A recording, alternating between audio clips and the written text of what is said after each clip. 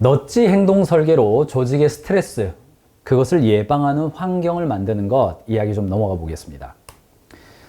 이 책을 여러분 잘 아실 거예요. 위대한 관리자의 혁명적 통찰 이야기가 나오죠. 거기에는 어떤 이야기가 나오냐면 첫 번째, 제1원칙이 있어요. 사람들은 잘 바뀌지 않는다. 그에게 없는 것을 끄집어내려고 노력하지 말아라. 이미 있는 것을 활용해라. 그마저도 쉽지 않다. 이 이야기예요. 참 저는 이제 오랫동안 교육을 담당했던 사람으로서 사람들은 바뀌지 않는다에 요 잘이라는 단어가 있는 게 감사해요. 그래도 바뀔 수 있는 여지가 있잖아요. 이건 뭐 전 세계 100만 명의 관리자를 통계조사 돌려가지고 나온 이야기니까 뭐 좀 어느 정도는 좀 신빙성이 있다 볼 수 있겠죠.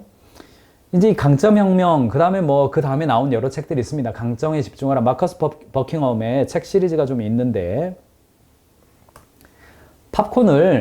영화관에 온 사람들에게 팝콘을 더 많이 먹게 하려면 어떻게 해야 됩니까? 그건 단순하다는 이야기입니다. 팝콘을 사이즈를 크게 만들어서 이거 1,800원에 팔았으면 이거 2,500원에 팔면 매출이 올라가는 거예요. 사람들에게 1,800원짜리 2개 먹어라 라고 행동의 변화를 이끌려고 하지 말고 더 많은 섭취를 위해선 더 큰 거를 만들어버리면 된다는 겁니다. 애슐리라는 외식 브랜드가 있죠. 외식 브랜드에서 자꾸 음식이 남아요. 음식 남지 않게 하기 위해서 뭐 환경 부담이 어떻습니다. 뭐 음식을 안 남긴 테이블별로 우리가 뭐 1,000원씩 기부합니다. 뭐 베레베레 행동을 해도 안 바뀌죠. 근데 이제 혁신적으로 음식물 쓰레기를 줄인 사건이 있죠. 뭐예요? 접시를 작게 한 겁니다. 뷔페 식당의 접시를 작게 함으로써 음식물 쓰레기는 혁신적으로 줄었습니다. 여러분들이 어딜 가든지 뷔페 식당 가보면 접시가 작네? 이런 느낌 살짝씩 받을 거예요. 그거는 뭐냐면 음식물 쓰레기와 연관이 좀 있습니다. 이것을 뭐라 그러냐면 이제 스위치라고 하는 책에서도 제가 이제 티미스는 여러분들이 그 스틱이라고 하는 책이 있죠. 착 달라붙는 메시지. 뭐 티미스 칙 히스, 그래서 히스 형제다 이렇게 이야기합니다만 굉장히 탁월한 책들을 여러 개 썼습니다. 스위치라는 책에 있어서도 인간 행동이라고 하는 것이 이성적인 측면과 감성적인 측면과 이성적인 측면이 두 가지가 있는데 그것을 이 티미스는 비유를 했습니다. 이 코끼리와 기수로 비유했어요. 코끼리가 걸어가는 것은 코끼리 자체가 감성적이잖아요. 근데 위에 있는 기수는 이성적인 측면이죠. 그래서 기수는 굉장히 작아요. 여기 보시면 이렇게 굉장히 작잖아요. 밑에 있는 코끼리예요. 그래서 우리 인간은 마치 코끼리 위에 올라탄 기수와도 같아서 우리 몸의 행동은 이성의 뇌가 작동해서 움직이는 것 같지만 실제로는 감성에 따라서 움직이더라. 그래서 사람의 행동을 변화시키고 그 사람이 지속적으로 뭔가 행동하게 하려면 이성을 작동시키지 말고 감성에 집중을 해라. 이런 이야기입니다. 그래서 코끼리에 집중을 하고 기수에게는 방향을 제시하게 해주고 이성의 뇌에게는, 그리고 이 두 감성과 이성에게 지도를 제시해라. 즉 맵을 제시해라. 아까 말콤 글래델이 이야기한 거로는 뭐예요? 그게 방대한 지식을 바탕으로 방향을 잡아라. 같은 이야기예요. 자, 한 가지 제가 굉장히 좋아하는 예시 하나만 들어드리겠습니다. 베트남의 아동들의 시골 지역의 영양실조 문제가 심각했던 20세기 후반의 이야기입니다.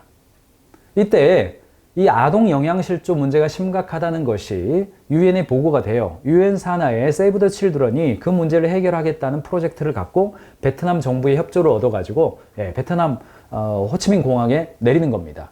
근데 내리는 동안에 원래 이 제리스턴인 이 팀이 가서 한 3년 정도 프로젝트를 잡고 갔는데 내리니까 보건복지부 차관격 정도 해당되는 사람이 6개월 이내에 체류를 보장해 줄 테니까 이렇게 좀 너무 시끄럽게 하지 말아주세요. 이런 이야기를 하는 겁니다. 베트남 정부 입장에서는 아동 영양실조 문제가 국제사회에 너무 밝혀지는 것을 원하지 않았던 이유도 있었죠. 그래서 제리스턴이 잡았던 전통적인 3년짜리 프로젝트의 방법을 쓸 수가 없는 상황이 된 거죠. 6개월 만에 이 문제를 해결하기 위해서 문제 해결의 어떤 방법론 자체를 뒤집습니다. 그것을 지금은 우리가 뭐라고 부르냐면 밝은 점 찾기, Bright Spot 프로젝트 이렇게 부릅니다.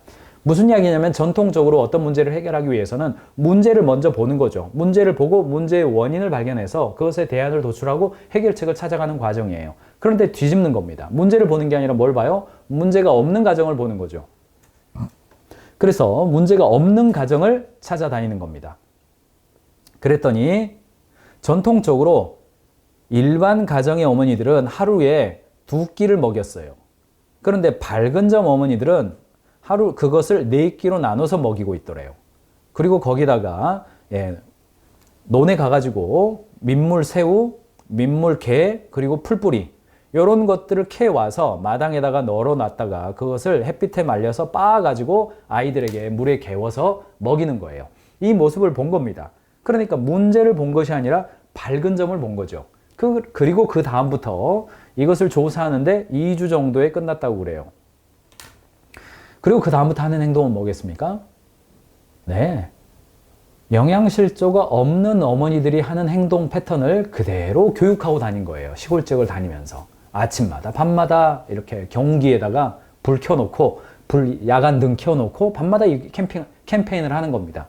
그리고 더불어서 이제 위생에 대한 교육까지 병행해 주는 겁니다. 6개월 만에 아동 영양실조 문제를 절반 이상 감축한 사례로 보고되어 있는 거죠.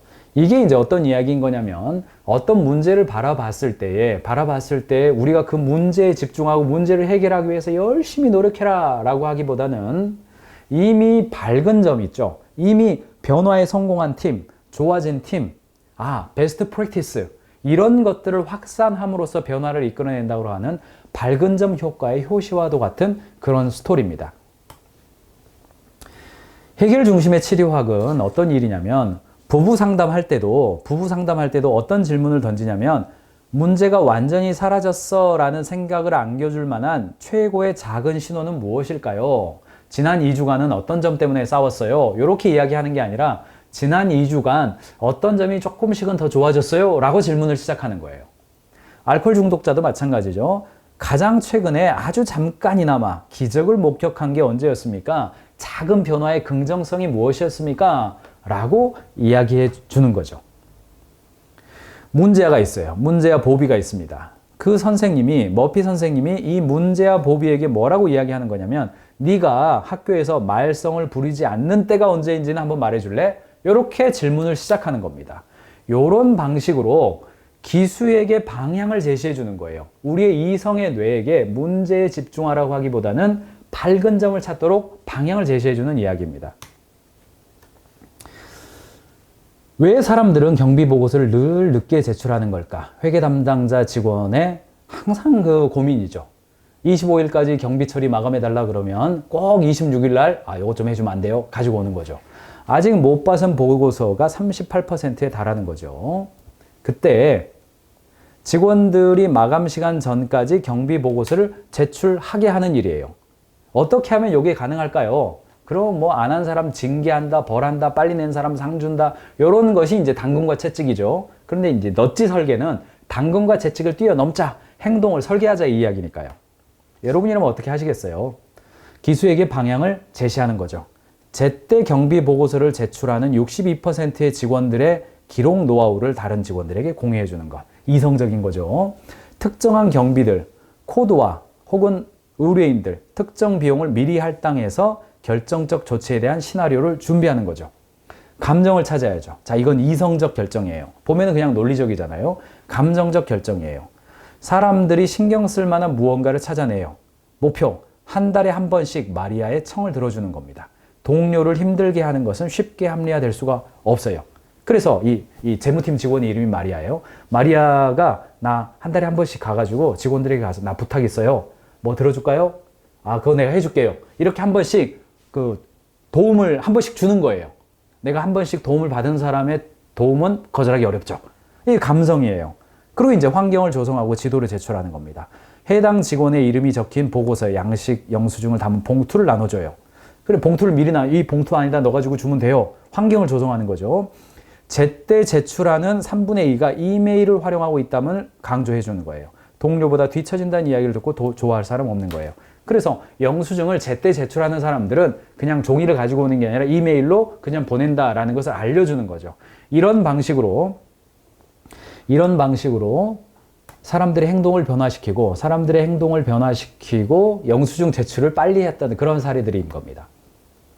1995년도에 브라질 사우스 다코타 마을에 문제가 있어요. 수십 년에 걸쳐서 쇠락의 길을 걷고 있고 농업 및 산업 관련 일자들이 고갈되고 1인당 노령 인구가 가장 높고 역사와 인구, 위치, 경제 기반, 기후, 마을 건강에 관련된 여러 가지 것들이 다 안 좋아요. 출발할 준비가 있는 꽃길이 때는 있으나 어디로 가야 된단 말인가. 뭐 문제는 심각하다. 뭐 큰일 났다. 이런 이야기 하는데 방향성이 없는 거예요. 문제는 성인의 50%가 이 카운티 밖에 있는 쇼핑몰을 활용하고 있는 겁니다. 그래서 돈이 다 밖으로 나가는 거예요. 다. 우리 안에 이용 안 하는 거죠. 작은 시작은 이렇게 시작했다고 그래요. 돈이 마이너 카운티 밖으로 새 나가지 않도록 하자. 뭐 이런 이야기인 거예요. 돈이 밖으로 새 나가지 않으면 나도 이 안에서 소비를 하면 내 소득도 늘어나는 것이기 때문에 이런 메시지를 줬다고 그래요. 그리고 이 작은 메시지가 카운티 내에서 쇼핑하기라고 하는 작고 단단한 행동을 만들어냈고, 거기서 승리를 경험하고 나니까 청소하기 운동, 자원봉사 활동하기, 우리가 할 수 있는 일로 확산돼요. 그리고 외부 후원도 증가한 사례라고 그래요. 변화는 작게 시작하고 구체적인 행동을 제시하는 거다. 이렇게 여러분들이 보시면 됩니다. 제가 이제 현장에서 가인즈 경영 프로젝트를 하거나 조직문화 혁신 프로젝트 혹은 OKR 기반의 성과 혁신 프로젝트, 보상 프로젝트, 신사업 설계 프로젝트, B2C 프로젝트, 굉장히 다양한 프로젝트를 하잖아요. 그런데 경영자분들이 이런 질문을 합니다. 직원들이 따라온 사람만 따라오고 안 따라온 사람은 잘 안 따라와요. 뭐 이런 이야기를 해요. 그때 이제 초기의 행동과 나중 행동이 좀 다른데, 초기에 하는 행동은 뭐냐면요, 작은 성공을 만들어내는 게 무지막지하게 중요합니다. 아마도 전체 직원들의 20%는요, 초기에 잘 따라올 겁니다. 그러면 나머지 80%는 약간 천천히 와도 그대로 좀 두시고 20%를 통해서 작은 성공을 만들어내고 우리 조직 전체가 거둔 성공인 것으로 간주해서 우리가 이런 변화를 만들어냈다라고 하는 것을 조직 내에서 확산하는 것이죠. 그런 방식을 통해서 우리가 점점점 행동을 변화시켜 갈 수 있다는 점입니다. 나머지 이야기는 자료를 좀 참고하시고요. 다양한 사례들을 이 스위치라고 하는 책을 통해서요, 조금 참고하실 수가 있겠습니다. 이런 이야기들은 제가 이야기를 드렸습니다.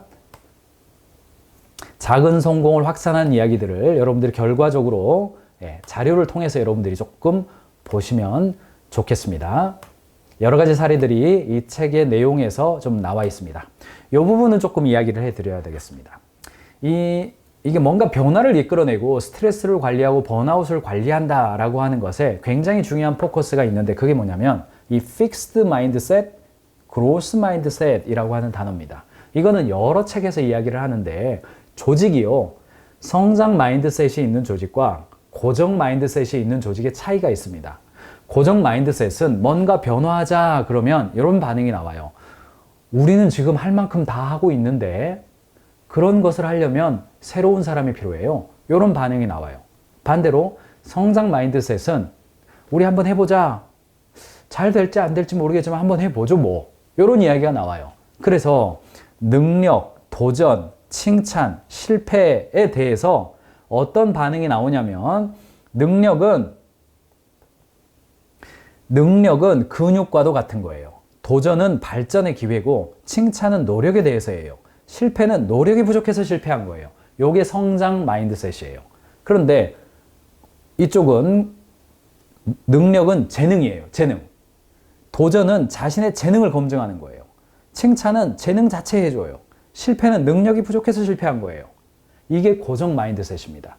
그러니까 경영자가 사용하는 언어들, 어떤 일이 잘 됐든 잘 못 됐든 어떤 일이 결과가 나왔을 때에 어떤 키워드를 가지고 직원들과 소통하느냐에 따라서 직원들도 성장 마인드셋이 될 수도 있고 고정 마인드셋이 될 수도 있습니다. 특별히 성공했을 때, 야, 실력이 있어서 됐어. 이렇게 하기보다는 우리가 어떤 부분에 노력을 했기 때문에 됐다라고 인식해 주는 거고, 실패했을 때도요. 아, 우리는 안 돼. 이렇게 하지 마시고 어떤 부분에 노력이 부족했기 때문에 잘했거나 혹은 못했기 때문에 됐는지 포커스를 거기다 맞춰야 된다는 이야기입니다. 능력도 마찬가지입니다. 능력을 고정된 것으로 보지 마시고 근육과 같은 것이다. 이렇게 보는 거죠. 자, 넛지 이야기까지 제가 해드렸습니다. 지도를 구체화하는 이야기 제가 파일을 통해서 이렇게 해드렸으니까 참고를 좀 하시길 바라고요. 리차드 테일러 혹은 틸러 뭐 발음에 따라 조금 다르게 부릅니다만, 넛지 뭐 행동 경제학으로 노벨 경제학상 2017년도에 받기까지 했잖아요. 넛지로 일한다는 것은 과정을 통해서 개선한다는 것, 그리고 목소리를 키우지 말고 시스템을 키워야 된다는 것, 요것까지를 여러분들이 기억하시면서 가보시기를 바랍니다.